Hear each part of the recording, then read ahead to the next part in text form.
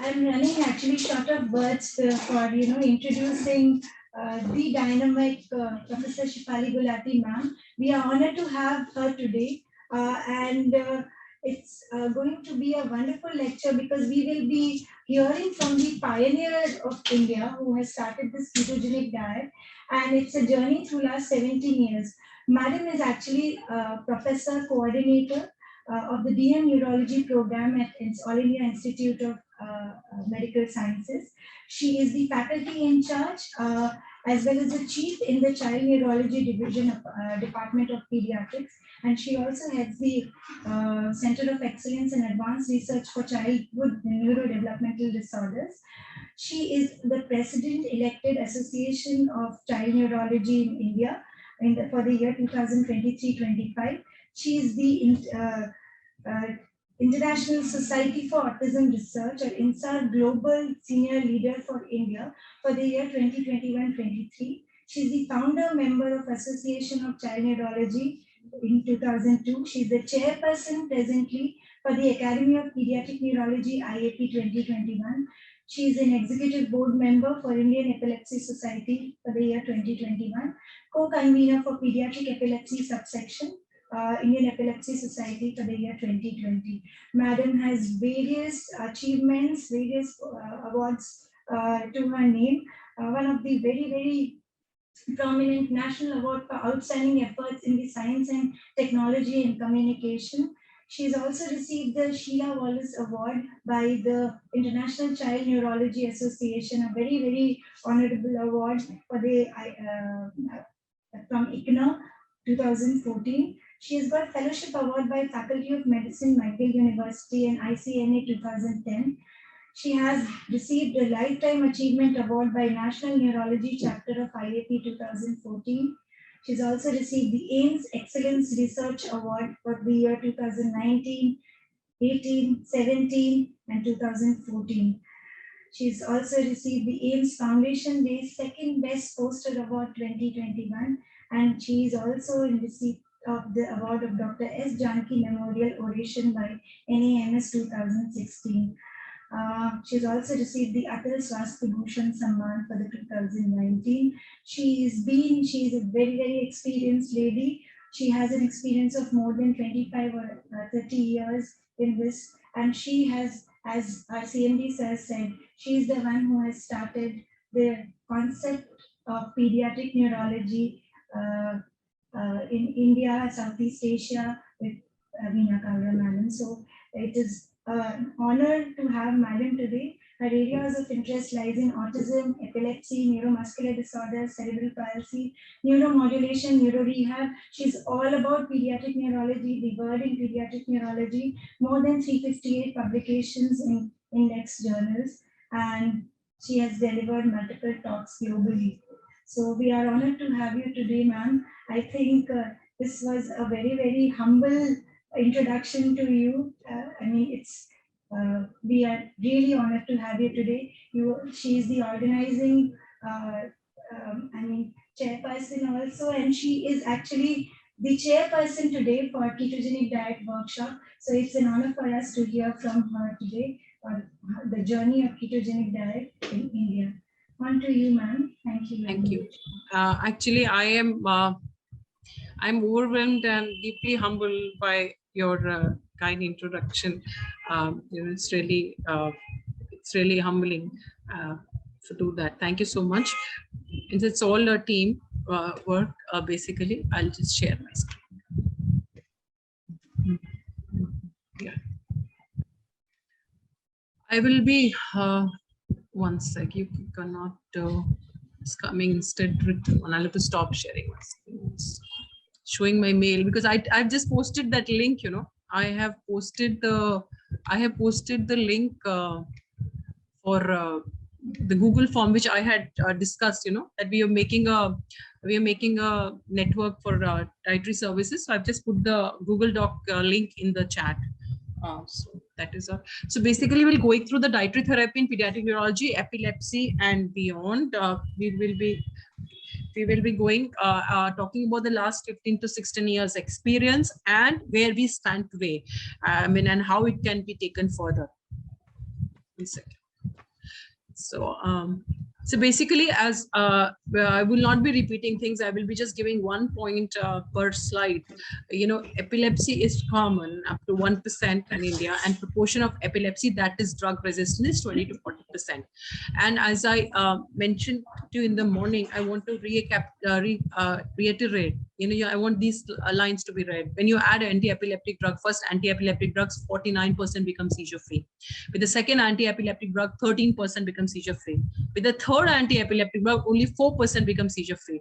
And then I'll tell you how much we are seeing seizure reduction, how many we're going to be seizure free after starting KD. Then that will be very important to understand. And there are various dietary therapies which are there, which come under the dietary therapies, which has been mentioned earlier, but out of which there are basically now getting more individualized and all, getting less restrictive. And basically about pooled analysis shows a 30 to 40% reduction in seizure frequency is going to be there with all these diet therapies. So it is important. It started off long back. Fasting, has also been talked in BC before Christ time. Then Buddha also said, and even so, it has been also documented in the basically by Hippocrates that fasting is going to help in reduction of seizures. So, but in the that was from the biblical times. But now basically in 1911 the fasting was shown. But then Dr. Russell Wilder in Mayo Clinic started the ketogenic diet, and in that from Mayo's has been always it was the fasting one, and then there were options available, was talked about. It all got rekindled everything after Charlie Ibrahim, who had medically refractory epilepsy, and he achieved seizure freedom. And then his father started the Charlie Foundation, which was promoting a lot of research on ketogenic diet therapies ever since. And last 2 decades, as Lakshmi had shown, there's a lot of growth of research. The number of papers have been rising, and there's also a Matthews Foundation in UK. So this first to do no harm. This was a movie with my favorite star Meryl Streep, in which we're talking about the ketogenic therapies. Basically, we have come from Hippocrates' time, which I mentioned to you, which has been noted till Wilder actually said, and then you have revived. You have come up with KD, then more MCT KD. Then you're talking about various other guidelines which have come up. So all this as we have come a long way. So basically, what are the types of diets which we have seen? I will want to add intermittent LGIT after Pratik Panda's thesis was on intermittent LGIT, and we found them beneficial. But what is the need to have other diets beside the classical KD? Because classical KD, as you've gone through, that they are stringent. Weight has to be, you have to be weighed, and it has to be stringent, and compliance is an issue. And we are a carb, as Anuja has mentioned, we are a carbohydrate eating kind of a country. We have more of carbohydrates. So when you have to give maximum fat, it becomes very difficult for compliance. So classical KD, which has been there, which if you see the amount of fat is too much. So basically the ratios vary from 2.5:1 to 4:1, and we use actually after all the research, as we've gone stepwise, we now use only the lowest ratios, which when we are going step up, the lowest ratio to achieve ketosis we continue. So basically all these basic modifications are reducing the amount of fat and increasing some amount of carbohydrates, so as to make it more palatable and more useful for these patients. That is how the modifications are. The lesser ratio is better palatable, and then there is also a medium chain triglyceride based ketogenic diet, which was there because MCTs are supposed to be more ketogenic than long chain triglycerides. So they can, if you're giving something more ketogenic, you may allow more carbohydrate. That's how it was making it more liberal and less restrictive. Actually, how Atkins was born. Actually, that Atkins diet is basically for a weight loss, as is already been mentioned this morning. But this child was a 10-year-old boy who was started on Atkins diet, was unsupervised, and he was started on ketogenic diet, and he continued unsupervised based on the prescriptions he had received 2.5 years back, and he remained seizure free. The parents kept following the KD, but the point is his weight and all had increased, so that KD ratio was going on reduced. So then there was a case series of 6 patients, and they found improvement of seizures, and then ultimately in 2006 modified Atkins was born, the term, and that time Kossoff had done study on 20 children, and by intention to treat analysis found that 65% had more than 50% seizure reduction. So that starts the basis of the modified Atkins by Kossoff in 2006. that actually, see, it is a 1:1 ketogenic ratio, and that is how, you know, when the child was on KD, which was my 3 or 4, and when it increased, and they were using the same diet, and that is how it happened, that it turned out to be the ratio became like a equivalent to a modified Atkins. The carbohydrates are limited 10 to 15 and you encourage high fat food, and it's sort of less restrictive, as we understand. Then NGIT was started in Massachusetts General Hospital 2002, limiting the quantity and the restricting the, you know, the quality also of the carbohydrates were there. So you should use the low glycemic index ones, which already Anuja has talked about. So the ratio actually comes out to be 0.6:1 if you classically calculate out the nutritive value. You reduce the carbohydrate to less than 40 to 60 grams a day. The mechanism of action, Dr. Vishal has talked very well. You have lots of mechanism of action with GABA, and you know, you have the glutamate things is there, and then the biogenic amines, antioxidants, anti-inflammatory properties, PUFA and all, and there's lots of, and there's increase in adenosine. So there is a lot of work going on in the mechanism, and the MCT based diet is also showing that MCT also helps ultimately directly also in reducing the epileptogenicity. LGIT mechanism has added that, you know, we understand that there's obviously something beyond ketones, as we had mentioned. There is a relative hypoglycemia, reduction in insulin level, and alteration of hemostasis. And you have, you know, you have both, have decreased expression of brain-derived neurotrophic factors and its principal receptors, and you have reduced activity of bisphenoldehyde 3-phosphodehydrogenase. Overall reduction of the glucose intake is more important than the daily continuous reduction of the glucose. Another thing is, which is very interesting, which came up since 2018 when this paper was published in Cell, that there's a importance between a gut-brain axis. The gut-brain axis, now they say there's a gut-brain endocrine axis also, so but there's a gut-brain axis working for the ketogenic diet, in which, you know, if you see that the gut microbiome has a bit different than the children who are having intractable epilepsy. Even ours, we were doing a study, some results are awaited to understand. We were trying to do pre and post therapy for few patients that as a pilot, so we're just awaiting that, because, you know, it's important. If it is there, then there's a possibility whether, you know, you have to think whether something you want to change, you need to have probiotics, whether probiotics can help. So that is something important. So importance is diet plans, recipes, and nutrition challenges, which Anuja has already covered. Compliance is crucial. If you keep on harping anything, if they don't do it, then it is just a waste. And obviously maintaining a log, you know, we're trying to develop, we give them a diary to maintain all that, and then we calculate, our nutritious calculates, you know, along with Anuja. Now, I mean, initially Anuja was alone, and now for the last few years, we also have a junior dietitian, Kanak. So, you know, that we are able to, like, she's able to calculate, and under her supervision, so it's calculated, and then, you know, we are able to understand what exactly is the amount or what they're getting. So these are the 4 ketogenic diets, which are therapies: a ketogenic, MCT, modified Atkins, and LGIT. And what we have over the last 15 years changed. Initially, we started with the fasting protocol. We made it non-fasting and started gradually initiation of the therapy with the increasing ratios. And then after I will be coming in the journey, we did Raju's thesis was in 2.5:1 versus 4:1. So that was finding comparable results. So we started to use the lowest ratio, which achieves ketosis. That was a change we did. And we increased the proteins by calculating in terms of the percentage of the total energy. And, you know, the energy calculations are based on the actual body weight, and for the malnourished children based on the ideal body weight. And for the obese and the overweight children, we do a moderate reduction of calories.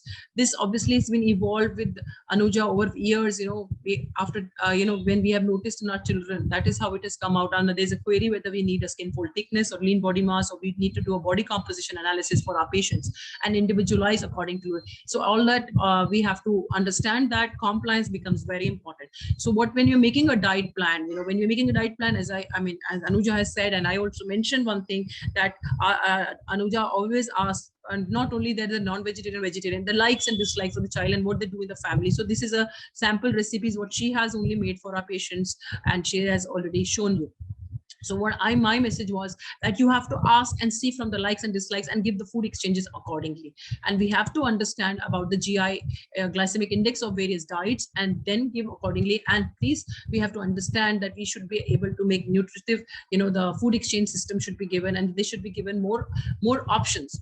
And the challenges are obviously with vegetarian and non-vegetarian, with the fat thing that becomes important. And obviously it becomes important that we don't have the nutritive content on packaged foods written very often. Now with the gluten and all has been started writing, because of the gluten-free was an issue for the gluten-free diets for the celiac, and now sugar-free preparations, including for toothpaste and all other medications, it's difficult to find many times. So there was a study which was done in John Hopkins because of, in which they were trying to say that whether they wanted to adjust the diet according to the sugar intake and the sugar preparations of the child's medications, and the liquid for the gastrostomy and the status epilepticus patients. Commercial preparations are 3:1 and 4:1, which are available and which can be used in situations you need in status and those who are in gastrostomy feeds. So basically, as I mentioned, variety, acceptability and compliance important, and the nutritionist work is really too much in this, So initially when we actually see the patient, counsel them for the diet, then we send for a counseling with the nutritionist, and then she explains everything to them also. So it's a counseling which is double counseling, and then we obviously make it, then we doing already you have gone through it, the pre-diet evaluation and all. But point is, I want to mention that in the 1 month period when we are doing all the investigation and the pre-diet workup, the counseling both by the pediatric neurologist and the dietitian or nutritionist are very crucial for them to understand. And we have to understand how much they can put in an effort, and we should see the dynamics in the family without telling them about the effort. Now we have the less restrictive things. You also have a gluten-free, casein-free diets, and also they can be, I just wanted to show you the slide that we can be, these have been devised and we are having a trial going on in that for autism patients. But this one is what they have devised. Anuja and Kanak, they have devised all this. So coming through go through the journey in the last 15 years. So this started with the thesis of Dr. Suhasini, and that time this is the one which was the first study which had undertaken for her dissertation as a DM dissertation, and that time we found that 80% remained on KD at 3 months, and 55% at 6 months, and 37% at 1 year. So the compliance was seen, and because it was the first study we did, and we did that 48% had more than 50% seizure reduction, although the N was small, 27 in that, and they had some constipation and weight loss. See, that's how we kept learning from that, and now we have arrived at the the current protocol. This was Raju's thesis, in which we learned that the reduced ratios retained the efficacy. So that is how we changed our thing to keep the reduced the lowest ratio to achieve ketosis. We used to continue. So we were not, now in the future studies after this, we were not in 2.5 or 4. It was the lowest ratio to achieve ketosis. This MCT, I mentioned to you that if you MCT oils are highly ketogenic, but they basically will give you a better chance of its less restrictiveness, and they possibly have a laxative properties. But we have not had any personal experience till now on MCT based ketogenic diet, but I wanted to mention to you that it is there, and it has been shown to be as efficacious as the conventional KD. So that has been, studies have been shown, including in Thailand, in which they have shown, because I wanted to just mention, because MCT ketogenic diet with modification in the Asian culinary culture, because in the West it is simpler to give the KDs. MAD, I mentioned to you the evolution of MAD, which I will not, and we are just saying that high fat foods are not only allowed but encouraged. So you have 10 grams per day initially carbohydrates, later it can be to 20 grams for older children. But fat, proteins, and fluids without carbohydrates are unrestricted, and high carbohydrates are discouraged. It is less restrictive, does not require rigorous weighing of foods, more effective seizure control when MAD was started with a lower carbohydrate limit. And more importantly, this lower carbohydrate limit is important for the first 3 months. Follow-up monitoring has been discussed. So it is beneficial for these children who cannot follow the rigorous KD, and so it was found to have a benefit to giving MAD. There's another study with Kossoff had done, in which to hasten the ketosis, he gave MAD with ketocal supplementation in the first month, and that dictated a ratio of 1:8 1.8:1. So that got, there was at 1 month children, 80% had more than 50% seizure reduction. So they caught it early. So that is how this was a study. Although we have not tried, we are planning to do this for a new study, which I will mention in the end. Then this was study again, and there was a study in Kalavati in which they changed from the in the Swasni had done this study in which they had changed from the weighing, they started giving some tablespoons which were pre-measured to this patient so that their semi-literate mothers can do it, and that was found to be beneficial. So we can decide our own means, or we can and guide them. That is the idea. And one is also important, then you have to tell them about making monitoring and compliance. So carbohydrate tracking log is important, and that you have to talk about it and explain to them in details, which a nutritionist would say. So this modified Atkins was studied in infantile spasms, and it was found to have beneficial initially, which was done in 2009 and 10. This was the first study which was done for MAD at an institute, and MAD was found to be effective when tolerated in children with refractory infantile spasm with not much significant side effects. Then it was studied in patients with LGS, and it was found to be effective and well tolerated in them too. Then this RCT was done, which was done as a pool job proposal of Dr. Swasni at AIMS, and that time it was an RCT between modified Atkins versus no diet therapy, and in that the modified Atkins was found to be effective and well tolerated in children with refractory epilepsy, and it got recognition on various medias also, and it was well acclaimed because that was the first thing, and we found that more than 50% control in seizure was in 52% in the diet group versus 11.5 in the control group. Then when we when we compared in the other West, the mostly 36, 30, 40, 52, 50 was there. So this is also coming around that much, only 50%. That was good. Then we did another study for Manoj's thesis. Manoj is from Safdarjung Hospital and now currently practicing in UAE on a sabbatical. And in his thesis, we did MAD versus ketogenic diet because there was no head-on-head comparison that time, although later on one came up from Korea.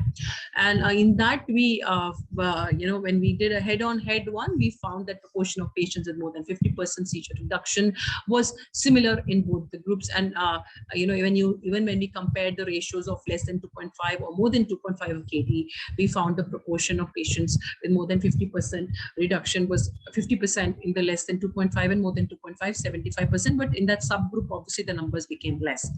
So this was the other study I was telling you, this Korean study, which was which came that time. This is also was done on head-on-head. This was the only other study which was done on KD versus MAD, and in which when they found that KD had lower mean percentage baseline reduction, but otherwise, compared with MAD group at 3 months and 6 months, but it was not statistically significant. But in the 1 to 2 year age group, the rate of seizure freedom was more in the KD group. So that we all know that for infants, it's KD becomes better. Then, KD has been studied in various refractory epilepsies with genetic etiology. So their studies have been done. Then there was issue whether it works in adolescents and adults too. So there was a study by Liu et al. In 2018 in which it was shown that proportion of patients with more than 50% seizure reduction was 20 to 70% in the age of 15 to 86 years. And the rate of abandonment was 2.5 to 82%. And but the rates of, that means the rates of seizure reduction and adherence were actually lower than comparing to generally over children. The LGIT, which I told you, which started in MIT, MIT, Massachusetts General Hospital in 2002 as a less restrictive option, and it becomes important for adolescents. So we did this as Dr. Lakshmi Narayan's thesis, in which we compared LGIT versus anti-epileptic drugs alone, the RCT. It was done earlier, but got published only early this year, but was done for his DM dissertation.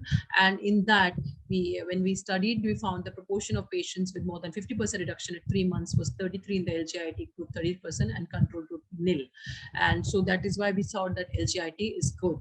So if you see, even in the International Ketogenic Study Group guidelines by Kossoff in 2018, they said that there are these 4 diets available and they need to be individualized. So when we analyze at this point of time that KD versus ASD, there were more than 60 studies, including 2 RCTs, and it has been shown that it has caused good significant seizure reduction. MAD versus anti-seizure drugs, also there were more than 25 studies that showed significant, 45% having more than 50% seizure reduction. And LGIT versus anti-seizure drug was only 3 studies. So each dietary therapy was effective when you were comparing with anti-seizure drug alone in drug refractory epilepsy.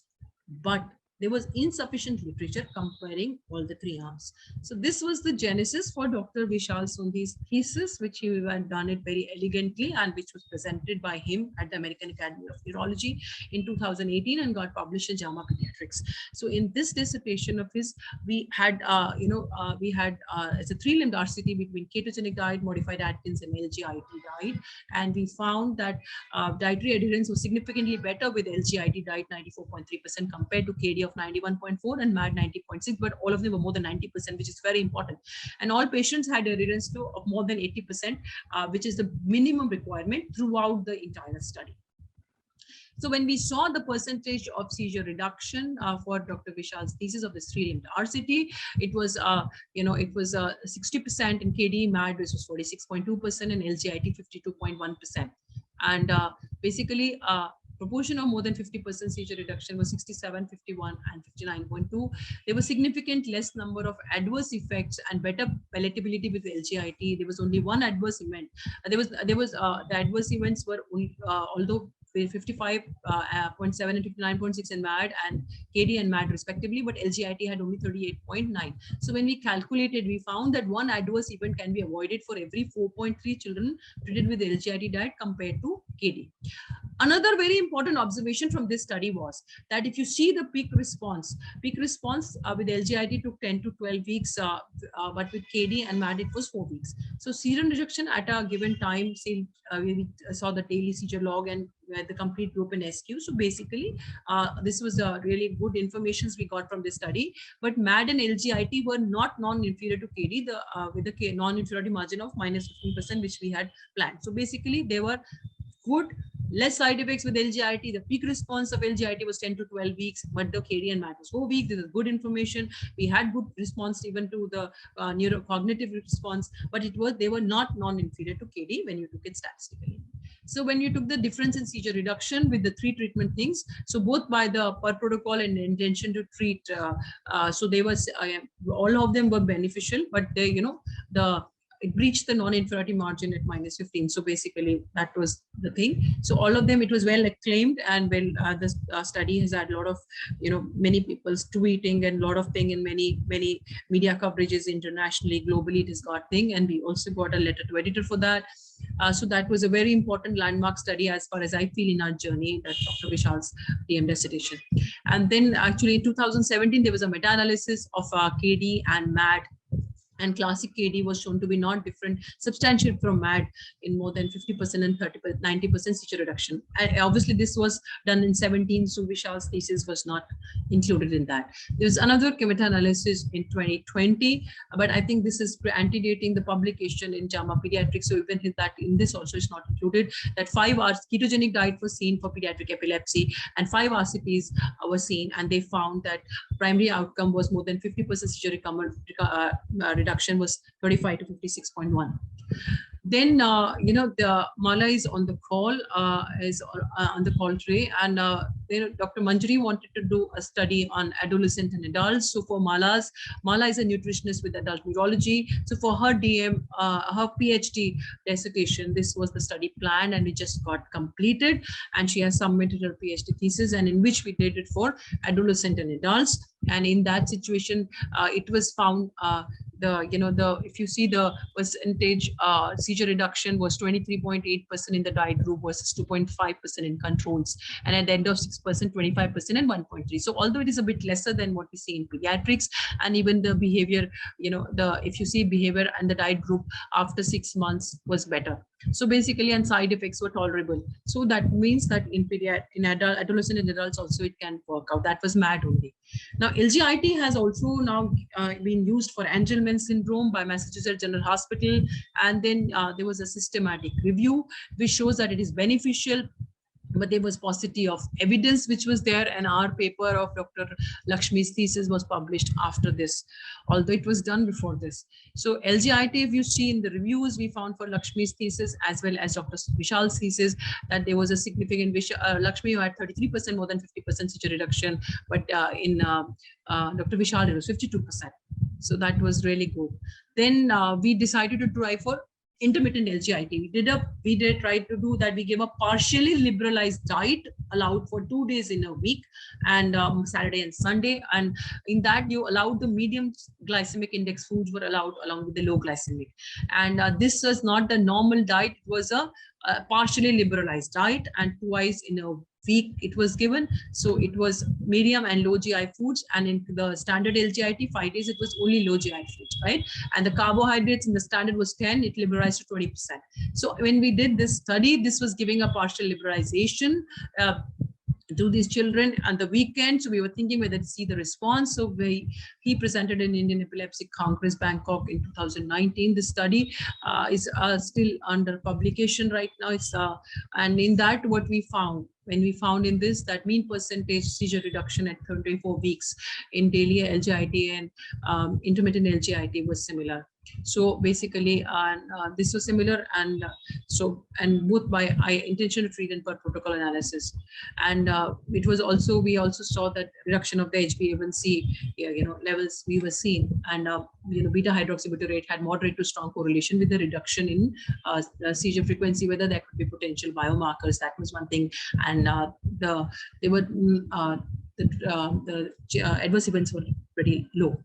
So we did a pooled analysis of the LGIT therapy, and from 2005 to 2019, and then we have found that percentage seizure reduction, was up to 55%. And those with and more than 90% seizure reduction is up to 35%. So more than 50% at 12 months is 55%, and more than 90% is 35%. So that is pretty good. So after this, the another study we carried out, which was by Shark's thesis, in which we were trying to do a head-on-hand comparison of low glycemic index diet and modified Atkins in DRA. And in that thesis, which he just presented in this August in the platform in IEC again, and International Epilepsy Congress, which was virtually held in August. In that, we found means the percentage of reduction in MAD was 58.4% and LGIT 59.2%, and complete seizure reduction 17.9% and 14%. So 50, 90, and 100% seizure reduction rates were comparable between both the groups. And 10.7% of the MAD children had some dyslipidemia, and only 1.8% in LGIT. So basically, LGIT we found to be, there was a non-inferiority of the LGIT to MAD was proven, and LGIT is non-inferior to MAD with lesser rate of adverse effects. So basically, if you compare, there was another study which Kaushik, Dr. Jayashankar Kaushik gave to his MD student, and a small proportion of patients of 30 on MAD and LGIT. In that also, he found seizure freedom at 12 weeks was compared in MAD and LGIT, which he's published in Pediatrics. What is a unique feature of KD and metabolic therapies that differentiate them from anti-seizure medications? The KD therapies do not significantly impair the brain function. Effect are non-neurotoxic and in fact neuroprotective and disease modifying, so they may be anti-epileptogenic. Effects may last longer than the treat, and the reverse dilemma is there that KD therapy is effective, but our goal is to understand what is the mechanism of action, which is largely obscure with so many mechanisms of action, which Dr. Vishal has explained to you. The current status and future directions and research is a modified ketogenic diet is a hybrid KD, should be thought of a combined KD, and individualized KDs are being developed in trying to give some MCTs. You are trying to reduce the carbohydrates, try to increase the MCTs, and try to increase ketogenesis that is there. In Angelman syndrome, keto ester supplementation has been shown to be beneficial, that has been there. So and some MCT supplementation has shown to be beneficial. Then this tridecahoin is an anticonvulsant. So trihepatoin is a synthetic emetible oil, and a 7-carbon compound is a hepatonic acid. So they have also shown to be beneficial. So what is happened is anapluresis is a refilling of the deficient metabolites of the TCA cycle involving carboxylation of pyruvate and propionol CoA, and trihepatoin has been shown to have an anticonvulsant effect. There has been a randomized trial of add-on trihepentone versus MCTs in adults with refractory epilepsy, and there was an open label treatment also. So they have shown that there are anti-seizure effects of trihepentone in adults. So whether we can use it. Other thing where we can go forward is whether we can use oral hypoglycemic agents which stabilize blood glucose levels, like anti-diabetic drugs like metformin or 2-deoxyglucose, a glycolytic inhibitor. Role of metformin has been shown in chronic animal models of epilepsy to be beneficial. That has been shown, and they have shown that it ameliorated the neuronal loss induced by kainate in mice. And the mechanism of action has been a lot of debated and a lot of has been spoken to be about, and it is also causing ameliorating the brain oxidative damage, the AMCA and the mTOR pathway. That is why it has been shown in tuberous sclerosis as well. So there's a lot of increased interest in this. We right now we Dr. Vishal Sundi and from FMC Pune, and then AIMS Jodhpur, and we and AIMS New Delhi, we are doing just starting to do a study on metformin. And myself and Dr. Vishal had been talking about it long, then ultimately Dr. Vishal has initiated it, so we will be starting it. There's also a possible, it's undergoing ethics approvals. Also the thing of role of 2-deoxyglucose in epilepsy, whether it inhibits glycolysis, and that can be tried off. And another thing which I mentioned to you, or the gut microbiome. So whether we can change the gut microbiome and whether it's going to affect, so whether probiotics are going to help are there, we do not know. There is dysbiosis. We are actually doing some patients, we had a pre-samples, we're just doing post-samples, and the few patients we will be getting the gut microbiome and we'll be able to answer. And whether probiotics, and then also which probiotics, that is important, because you can't think of normal probiotics. So how do we go a lesser restrictive, going to KD bill? We were planning to do some research but did not get funded. They will want to, another thing is we have to think about, we'll be looking for some research to go to less restrictive steps. We will, there's a plan going on, and Dr. Vishal and us, we are planning something, and right now we don't have, we did not get the project right now. So when we may be expanding to more sites, if we are going to plan another proposal. So that's why I mentioned to maybe we add on more sites and then we put more people there. And we also another important is whether, because KD is more strict and it's good. So whether we can come step down from KD to MAT to LGIT, and whether telemedicine can move. And that is how what Pradeep did talk about, and MAD in non-epileptic conditions, and whether it can be used as a first-line therapy. We're planning a DM dissertation on planning to use it as a first-line therapy. So we will be having an answer maybe. And can you have a KD package in the pill? As of now, no. And because there are lots of things working for the epileptogenic thing, but which ones and how much we do not know. So it's a long way from that. So the ultimate holy grail question for scientists investigation mechanism of action is there. They are trihepentone, 2-deoxyglucose, ketone esters, ketone salts, MCTs, and even this 2-deoxyglucose and having like metformin, they are possible some small steps, and gut microbiota has to be thought of. So we are from 16 studies starting from 2006, which was Suhasini's thesis, then Raju's thesis. Like this, we have come up a long way, and the landmark studies have been with Dr. Vishal's thesis over 3 MRCT, and all this. With also currently doing a GFCSF diet in autism, KD in status epilepticus is a study going on. The recruitment just going to start, and teleconsultation with dietary therapies we started in 2018 as a part of a center of excellence.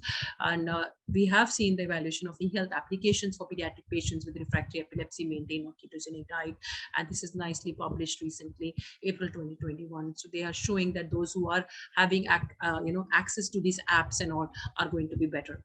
So we do have parent information, parent corner on our website, in which besides the domiciliary management of seizures, we are also talking about various aspects of epilepsy, and we are doing refractory epilepsy on dietary therapy on teleconsultation.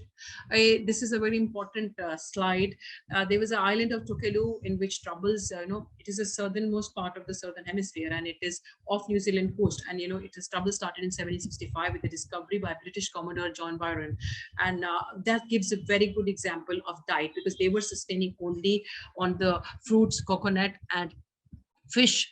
And after British Commodore landed there, then you got all the wheat and got all the sugars and everything. So they did not have any illnesses before that, and all illnesses came up after that.